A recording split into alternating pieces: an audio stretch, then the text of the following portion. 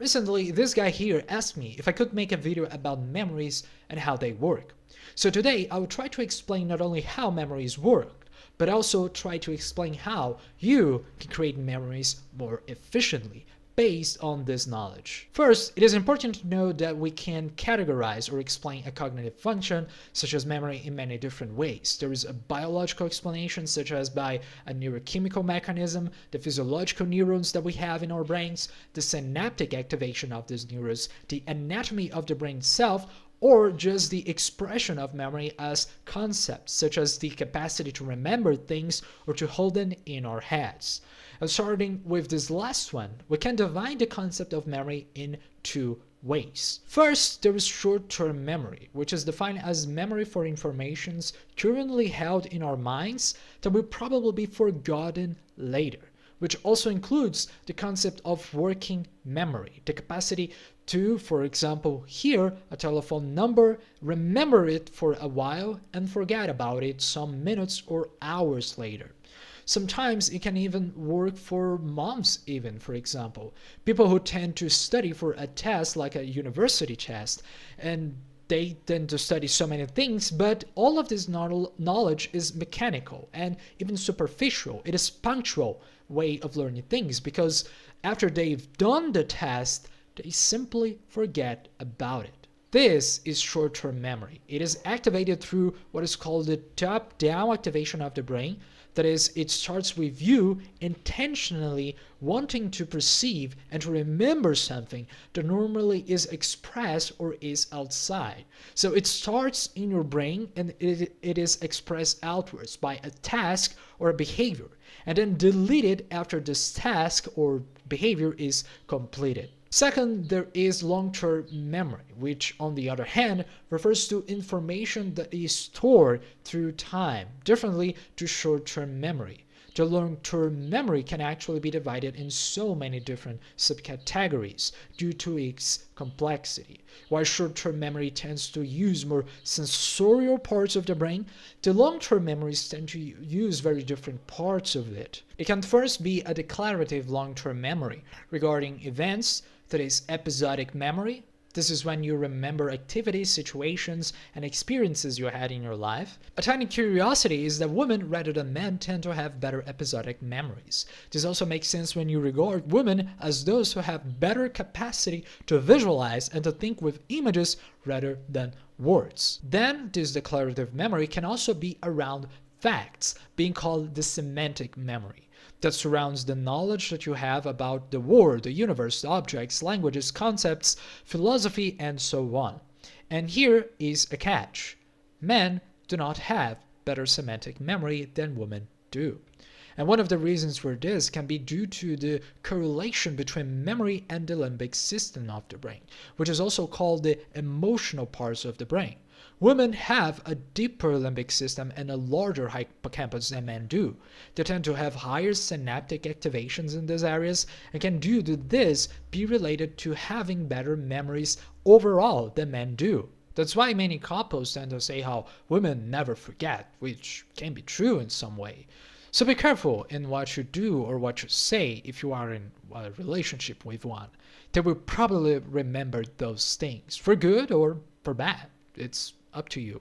There's also this quote which says how you can forget the words people say, but never how you make them feel. And again, there is some knowledge in this as well, which is that memories are very related to emotions. You remember more when you have a professor or a teacher you like, when you are emotionally invested, not only in the knowledge itself, but in whoever is delivering it to you. Personally, I do believe that there is no differences between relating to other people and having emotions or feeling them even. When we socialize, we tend also to activate the limbic system more broadly. And with this, we may facilitate the formation of memories due to that. In the book Neuroaffective Neuroscience, Jacques Panksepp says how if you have an emotion, you can relate that to another person. If you feel anger, you've been neglected of something or by someone or something that you wanted in the world. If you feel sad, you feel like you don't have enough social connections, or you feel incapable of having those things you wanted. If you feel joy in your life, then you think you can actually do it, but that also could be due to the social support you have around you. Sometimes memory is very associated with the hippocampus, not simply as a way to store memory, but rather a way to transform it. Either from the rational parts of the brain, where most cognitive processes are being made, like to identify objects and their utility in the world, to these limbic parts where the hippocampus also is included, which in this case are more related to relate things to one another, to identifying scenes and values. So instead of focusing on how to apply those things like the cortical areas of the brain do, the hippocampus evaluates if it is worth having the consequences of that, or even the costs of doing such a thing, if it is good, if it is bad, if it is worth, or if it is not. And for this, it retrieves old experiences, patterns of neuronal activations and synapses and so on to this present situation at hand. And this is our first tip here. If you want to improve your memory, learn through what you enjoy. Either a person you like, a topic you are fond of. If you can feel that which you are learning, you will improve your memory. Or at least you will remember that thing you are trying to remember or learn better. So that's it. Emotions. Use emotions to remember better, or even other people. To summarize this explanation, the episodic and semantic memories, therefore, are related to a declarative memory or explicit memory, a memory that we are normally aware that we are having. But there is also this non-declarative or implicit memory, which can be procedural, perceptual, classical, or non-associative. Procedural memory is related to the skills we learn and that we repeat without thinking about them too much. You just do, or you just act. Perceptual representations are related to how you perceive the world around you, based on your experiences, your philosophies of life, the thoughts that you have, and so on. If you do therapy or psychotherapy, you can become able to change this one actually. And I think we can even differentiate it in two ways of changing this perceptual system, which is through time. Everything you learn, everything you think, every situation you experience, all of them end up summarizing and becoming part of who you are. And if you want to change that, you should change in these very specific and very tiny actions you do every day. And with this, changing this whole perception you have with the world around you. But if you experience some traumatic situation, that can also change this perception system that you have. In this case, in a very brutal and intense and fast way, unfortunately.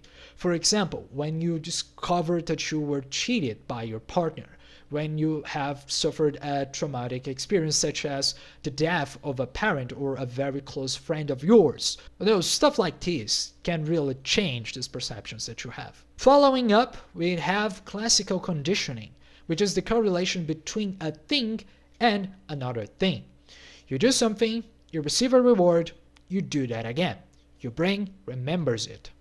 You do something, you get a punishment, your brain remembers that as well. And you don't do it again. Sometimes people can receive good things even from bad situations or actions they have, and this is why they tend to repeat those. So if you are doing something you don't like or don't enjoy, psychotherapy or analysis again can help you to recognize these patterns you have in your life. Finally, we have non-associative learning, which is going to be our second or third tip here for learning and remember things better, because it dwells on what is called habituation. And habituation is something very simple. You do something, you keep doing it. You repeat it and you learn through a long time. And that's it.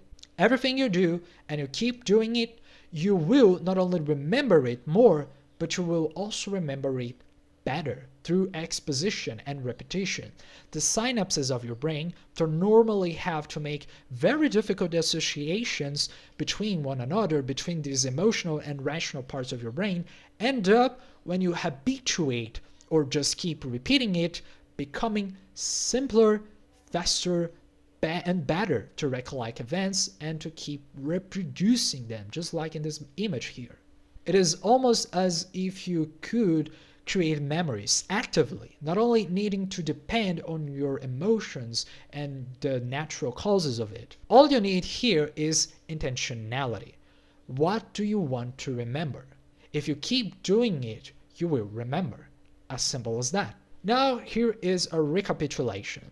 Memories can be divided between long-term memories or short-term memories. They can be episodic, which is more related to visualization or to images and to experiences, even the sensorial ones, or they can be semantic, which is more related to abstraction, to concepts, to actions, knowledges, and so on. And when it comes to improving your memory, remembering or learning, you can do these three things. First, if you want to learn better without using too much effort, that is, a more passive learning, you should be using emotions and your likes to do that. Personal example here is that I wanted to learn German, but I also really like video games. So I put my video games in German so I could play video games and also learn German all at the same time. And after 2 years of doing just that, I got to a C1 German, which is like almost a fluent German, let's say. Second, if you want to learn something very specific, even if you don't enjoy them all that much, therefore using a more active learning, you should use habituation. You do a task, you repeat it, you keep repeating it. Bam! You remember it better now. And third tip here is, if you want to change perceptions, habits, and understand the correlations between themselves better in your life, you should do psychotherapy or psychoanalytic consultations. Those things can help you with that. And if you are interested in those, you can check the link in the description and book a consultation with me. For now, I hope you remember to like, to subscribe, to write a comment, or even a recommendation for the next video, and I'll see you in the next time. Goodbye.